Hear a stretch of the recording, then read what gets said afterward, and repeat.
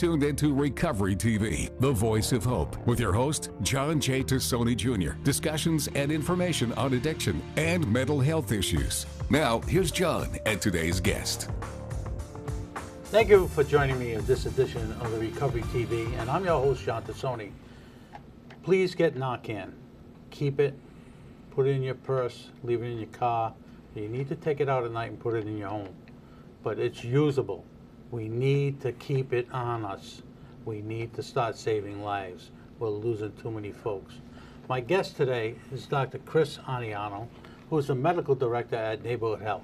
Well, welcome, doctor, and thank you for joining us today. Thank you very much, John. Thank you for allowing us to be a part of what you do here. So, Neighborhood Health, now we're in the transition of getting people signed up again, getting them on the list, making sure we get the right addresses, make sure we get the right phone number. How is it going? I think very well. Thanks to a lot of the outreach the last time I was here with you, that was really a focal point of what we talked about. Thanks to that outreach, and really, we feel at Neighborhood we really put in a tremendous amount of effort over 12, 18 months really, as we'd known this was going to be an issue, and it's done well. And it meant that the state was able to accomplish their goal of making sure that the Medicaid rolls were accurate and up to date. And it helped us accomplish our goal of making sure that all of our eligible members stayed eligible members. So I think it went well. Yeah, that's a key point, eligible members. Because a lot of people, if they're not paying attention, they could actually be lost off the rolls, and then there's going to be a problem getting back on the rolls. Absolutely. You don't want the first time that you find out you no longer are active in the Medicaid system to be at the pharmacy or at your doctor's office. Yeah, or in the emergency room. Or in the emergency room. You know, Doc, we're filming this a little bit early in September. There's been a lot of things going on now in schools.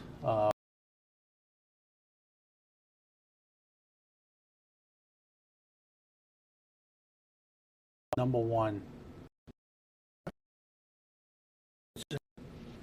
young children or older adults. How do we combat this? Well, I think that, when you look at where we are, I'm glad you mentioned the timing. We're right sandwiched in between a month really focusing on recovery awareness. Recovery month. And then we've got a month that's focusing on World Health Day coming up about the time that this will be airing. And the answer that everyone's moving towards, and Neighborhood wants to be a leader in that, is integrating care. You and I, we've been talking about this a long time, but we shouldn't talk about how's your health, your medical health, and how's your behavioral health. That should be all part of the same system. The system should treat it the same. Your primary care doctor should be as at home making a referral for something medical as they are making a referral for something that requires a BH professional and expertise. Right. A lot of things have transpired since COVID happened. Yeah. A lot of children have been taken back by it. A lot of adults have been taken back by it. But we see these stories that are coming out on a daily basis. I don't even want to watch the news anymore. It gets so depressing. When you have a 15-year-old getting an AR-15 from their parent and going into a school, you have a son, I have a grandson. Yeah. It's worrisome.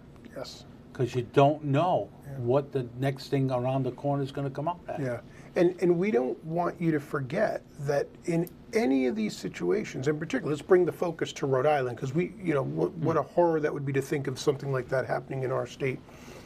Your health plan, like Neighborhood, can be a part of that solution.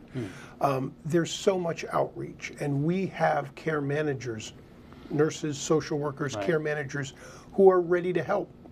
They're ready to help you no matter the size or the scope of what you're trying to achieve, whether you need some therapy, whether you need referral to a behavioral health specialist, whether you're way back at, you need a referral to a primary care doctor because you need to talk with them first and then maybe get a referral. We want to be a part of that. Yeah. Now, when your group, Neighborhood Health Plan, you go into the boardroom and you talk about what to do next. Are you guys focusing on trying to get more primary care docs? Because I sit on the governor's council as a back seat, we'll say, but I listen a lot to, we don't have enough primary care docs, we don't have enough specialty docs in certain areas, we don't have enough dentists, we don't have enough of this, we don't have enough of that. It's mind-boggling to me, obviously because we don't pay is one of the big ones. You know, people just go over the line and getting paid triple than what they're getting paid here. But how does a company like Neighborhood start recruiting people to get into your circle? Yeah. Well, one thing I think is that, first of all, we do have very aggressive ways of trying to make sure that our network is absolutely the best. We need to be very proactive. We need to make sure that we have all the specialties that any one of our members could need, and always be out there making sure that our network meets the needs of our members. On top of that, I think any company, especially, you know, of Neighborhood sort of prominence in the community and in the state, is to be involved with all of the organizations that are working aggressively on this. And what I mean by that is that there are organizations, you know, and legislation this year that would that was put in to help make Rhode Island more attractive for providers to want to come and make this the base of their operation.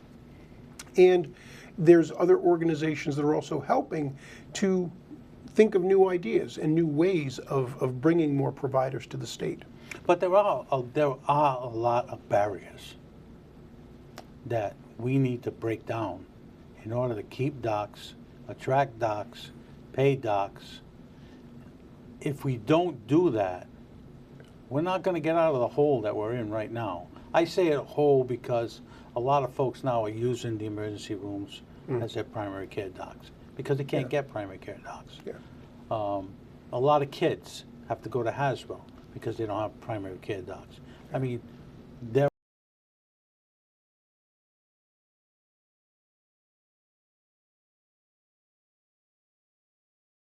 And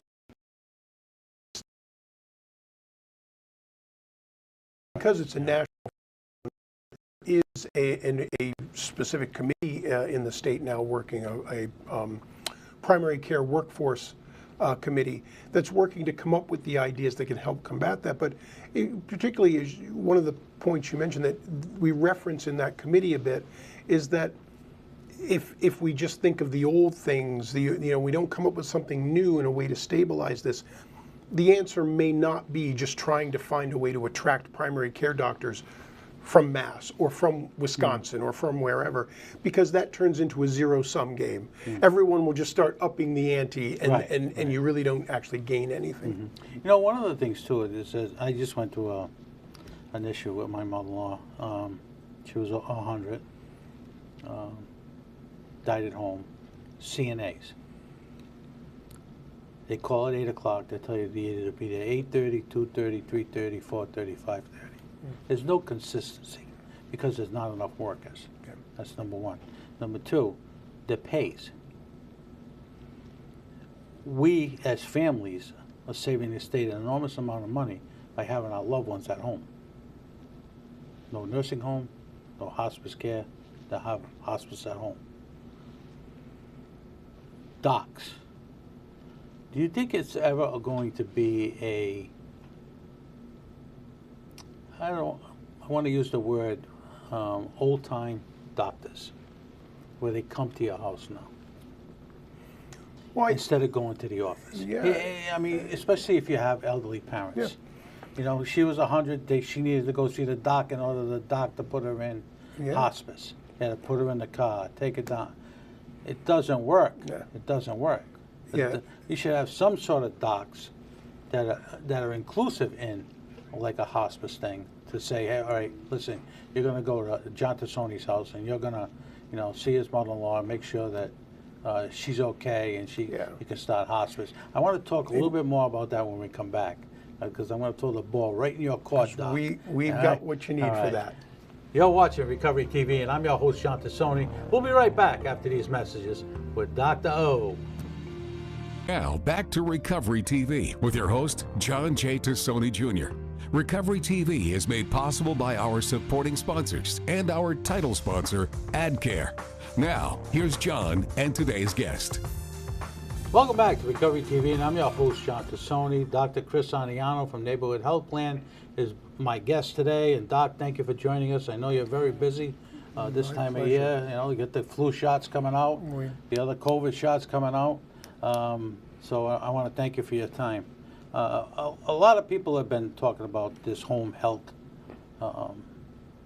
scenario. I'll use that word. I hear a lot of complaints from folks, especially in my town, which your home office is in. It is. That we need to do more about getting docs into the homes, especially for our elderly. And I know we were talking off camera, you have a program that you started. We do. Health at Home has actually been with Neighborhood Health for just coming up on 10 years now. And that concept, I think, has not been totally lost. I think before the break you were kind of referencing how, in the old days they would just, well, I think everything old is new again, as they say. Right. There is more of an emphasis. And our program, Health at Home, has a team of nurse practitioners who can go out to the home to address our most at-risk members.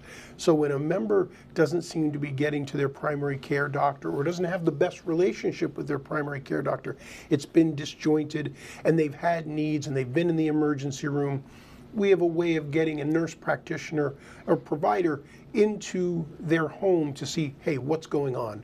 Do you have your medications? Do you understand what you're doing? Do you have all the appointments you need? And to examine them and not replace the primary care doctor, but supplement, augment to the primary care doctor's work. What about, when you have a primary care doc and you're not totally satisfied, and you're a member of United, you send Miss Neighborhood into the house to do an assessment. They not only do an assessment of the person's health, they do an assessment of the surroundings too, correct? Well, absolutely. Part of, like we say, of integrated care, our team at Health at Home absolutely would be looking at, everything with regard to household safety, things like that. Any concerns. And it really comes down to, as you know, it's a lot more than just your medications and your doctor visits. It's what you're eating. It's the conditions of where you're living. It's whether or not you have an air conditioner when it's hot and muggy out and you've got asthma or COPD. There's a lot of factors that need to be evaluated for, and that's part of good integrated care. And that all starts not just with our Health at Home program, with our care managers who are trying to look at the entire person because your health is really dependent upon a lot of different factors. Not only your health is dependent on that, is the financial aspect of that. Because if you're going back and forth to the hospital, there's a cost to that. If you're going back and forth to the doctors, there's a cost to that. But if somebody's looking over your health and they tell you, well, maybe you should be doing A, B, C, and D, and now you're not going to the hospital, you're not going back and forth to the doctors, you're saving the system money. Yeah. But I want to talk a little bit about money. And I'm a loss of words when it comes to supplies. My mother-in-law passed away on a Monday. Everyone knew she passed away. Hospice knew, everybody knew. Next thing you know, I get a big box of supplies delivered to the house. And I can't send it back. The amount of waste that, I'm only one household, but imagine hundreds of households getting that same box. Yeah. You're paying for it. Your company's paying for it. And The system is paying for it. And ultimately the taxpayer. And the taxpayer is paying for it. Correct. We got to find a way where we can either utilize that stuff or either send it back if it's not open. The same thing with the drugs. She was put in the hospice. We had to go to CVS and buy these 4 different scripts. Never even opened them up. So what I have to do? Bring them to the police station. Yeah, Put them in the recycle. And I might even, start a step before that, good review of what's being utilized by a patient, a member of ours, is so important, because quality health care is not always, we always make that first jump is, yes, it's about getting what you need there. Quality health care also means not getting things you don't need. Right. Because if you're being prescribed medications that you don't need, or you're being delivered medications that you didn't ask for or didn't need, that's something to talk about with your provider. And you can also let your insurance company, you can let neighborhood know if something, there is waste in medicine.